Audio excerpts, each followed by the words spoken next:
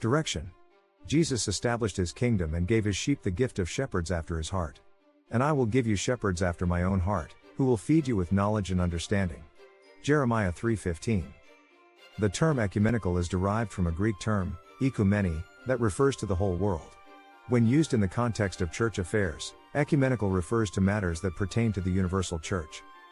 Constantine the Great fundamentally reshaped the Roman Empire by transferring the imperial capital from Rome to Constantinople in AD 330, a city he explicitly designated as Nova Roma, New Rome.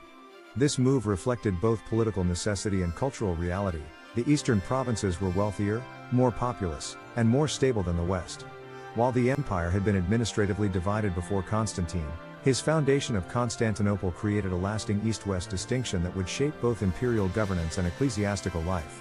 Over time, the Western Empire declined and collapsed in 476, while the Eastern Empire endured as the Byzantine Empire. This political division gradually influenced church administration and prestige, especially regarding episcopal sees, without immediately breaking ecclesial communion. Rome retained primacy because of its Petrine foundation, while Constantinople gained honor because it was the imperial capital.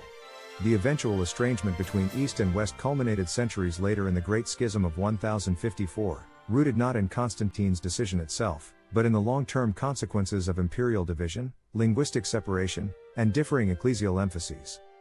The Council of Vienne, the 15th Ecumenical Council, was held in Vienne from the 16th of October 1311 AD until the 6th of May, 1312 AD, to discuss the Holy Land/Jerusalem, the reform of the Church and the Knights Templars.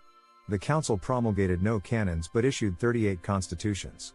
The Council of Vienne was convened by Pope Clement V and met in the city of Vienne between 1311 and 1312. In March 1312, Pope Clement V decided to act by apostolic provision rather than judicial sentence. In the bull Vox in Excelso, approved by the council in its second session, the order of the Knights Templar was suppressed, not formally condemned as heretical, but abolished on prudential grounds to remove scandal, protect church unity, and preserve its property for the defense of the faith. The Pope explicitly stated that this was not a definitive legal judgment, but an administrative act. The property of the Templars was subsequently transferred, with council approval, primarily to the Order of the Hospital of St. John of Jerusalem, the Hospitallers, to be used for the support of crusading efforts in the Holy Land. Certain exceptions were made, particularly in Iberian kingdoms, where the disposition of Templar property was reserved to the papacy. The council also made detailed provisions for the care and judgment of individual former Templars, distinguishing between those acquitted, those penitent, and those obstinate or relapsed. On the question of the Holy Land, the council affirmed the necessity of a new crusade and imposed a universal ecclesiastical tithe to fund it. The council focused primarily on church reform and discipline.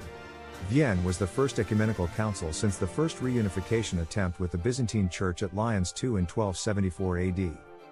The Council of Constance, the 16th Ecumenical Council, was held in Constance to confirm the legitimate pope's claim and to condemn heresy, and to reform the Church. The council promulgated no canons but issued decrees during the 45 sessions. The Council of Constance was convened between 1414 and 1418 with the support of Emperor Sigismund and was initially summoned by John XXIII, one of the three claimants to the papacy at the time. Through a series of resignations and depositions, the council resolved the papal discus. John XXIII was deposed, Benedict XIII was condemned and removed, and Pope Gregory XII voluntarily resigned through his authorized legates. In 1417, the council elected Martin V, who was universally recognized as the legitimate pope, thereby restoring unity to the Church. A major portion of the council's work was devoted to condemning heretical movements, particularly those associated with John Wycliffe, John Huss, and Jerome of Prague. The council condemned as heretical or erroneous, ordered his writings to be burned, and declared him a heretic. The council issued doctrinal decrees, including affirmations on the Eucharist. Constance was the second ecumenical council since the first reunification attempt with the Byzantine Church at Lyons II in 1274 AD.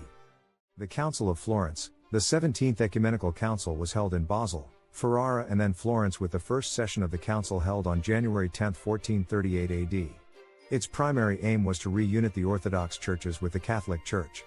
The council promulgated no canons but issued number of bull of unions in the council documents. The Ecumenical Council of Basel Ferrara Florence was originally opened at Basel in 1431 following earlier decisions of the councils of Constance and Siena. In its early years, the council became deeply divided due to conflict with Pope Eugenius IV, particularly over claims that a general council held authority superior to the Pope. As tensions increased, the Pope sought to dissolve or transfer the council, which the majority at Basel resisted, leading to serious disputes over legitimacy. The Council of Florence was convened under Pope Eugenius IV and initially met at Ferrara in 1438, before being transferred to Florence in 1439 due to plague. The opportunity for reunion with the Eastern Church became the decisive factor in relocating the council. Those fathers loyal to the Pope supported a transfer so that negotiations with the Greeks could proceed effectively. In 1438, the council was transferred to Ferrara, and later in 1439 to Florence, where the Pope presided in person. One of the council's first actions was to declare the Basel Assembly illegitimate once it refused the lawful papal transfer. Those persisting at Basel were formally condemned, excommunicated, and deprived of offices. The council at Ferrara Florence was solemnly declared to be the true, lawful, and ecumenical council, convened for the good of the whole Church and for the urgent work of reunion with the East.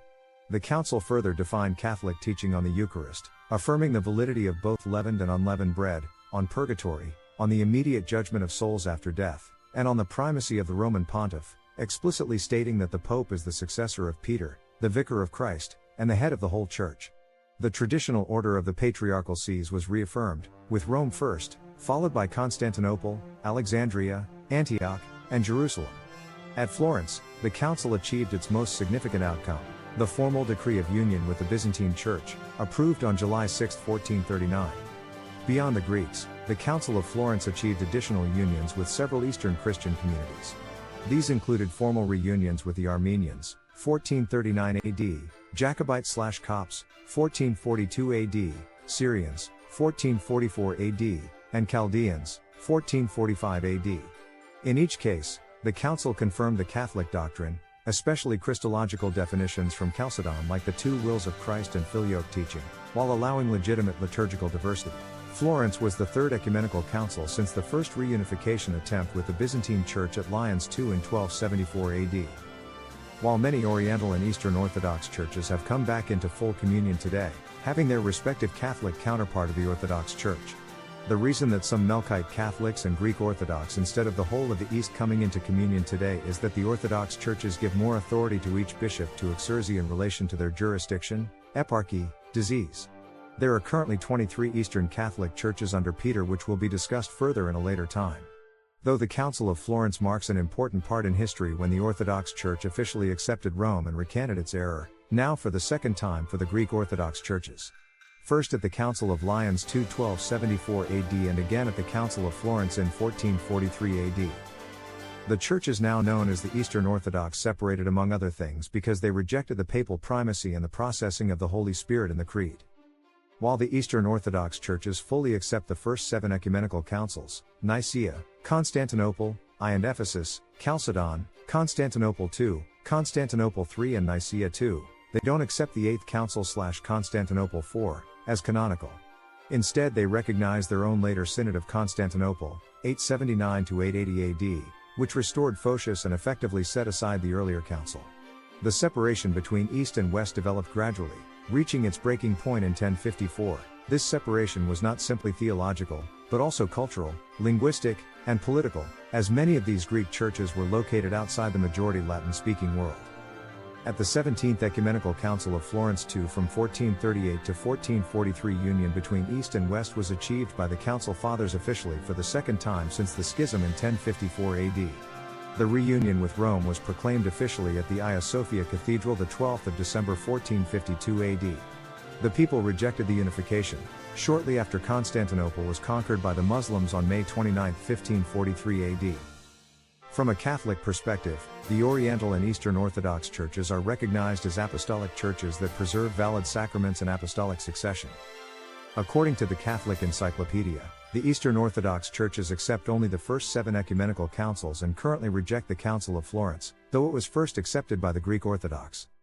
Despite the schism, the Church acknowledges the rich history, liturgical beauty, and theological astuteness of the Eastern Orthodox tradition. The already mentioned was only a short introduction on the first 17 ecumenical councils and the Eastern Orthodox Schism. We will next discuss the councils leading to the Protestant Schism in 1517 AD as we move through the Middle Ages of Church history.